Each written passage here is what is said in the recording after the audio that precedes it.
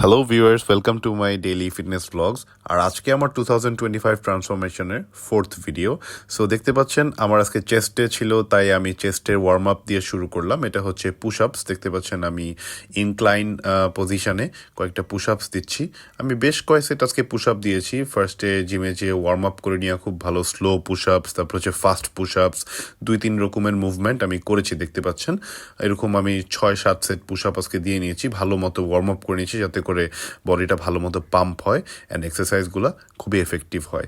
Mind muscle কানেকশনটা খুবই জরুরি। তো দেখতে পারবেন আমি আমার প্রত্যেকটা ওয়ার্কআউটে খুব সুন্দর করে মাইন্ড মাসেল কানেকশন করতে চেষ্টা করি। আপনারাও যারা চেস্টের ওয়ার্কআউট করবেন বা শোল্ডারের যে কোনো বডি পার্ট ওয়ার্কআউট করবেন, আপনারা চেষ্টা করবেন মাইন্ড মাসেল কানেকশনটা যাতে ভালো থাকে। So moving on to my first exercise. আমার ফার্স্ট এক্সারসাইজটা ছিল হচ্ছে চেস্ট প্রেস। এটা হচ্ছে মেশিন দিয়ে, আমাদের জিমে নতুন একটা মেশিন আনা হয়েছে, তো এই মেশিন দিয়ে আজকে আমি আমার এক্সারসাইজটা শুরু করলাম। দেখতে পাচ্ছেন আমি এটা 4 সেট করেছি।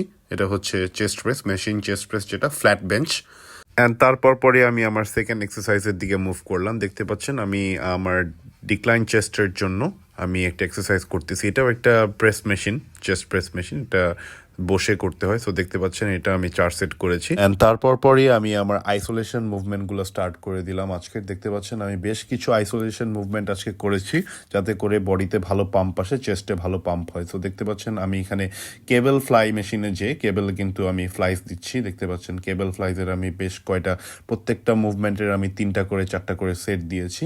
আর খুবই স্লো সেন্ট্রিক ওয়ার্কআউট করতে চেষ্টা করেছি যাতে করে মাইন্ড মাসেল কানেকশনটা ঠিক থাকে আর হচ্ছে বডিটা খুব সুন্দর করে পাম্প হয়। আর এই হচ্ছে আমার লাস্ট সেট ছিল আজকের। এই লাস্ট সেট করার পরে দেখতে পাচ্ছেন আমার বডিটা খুব ভালোভাবে পাম্প হয়েছে, আলহামদুলিল্লাহ।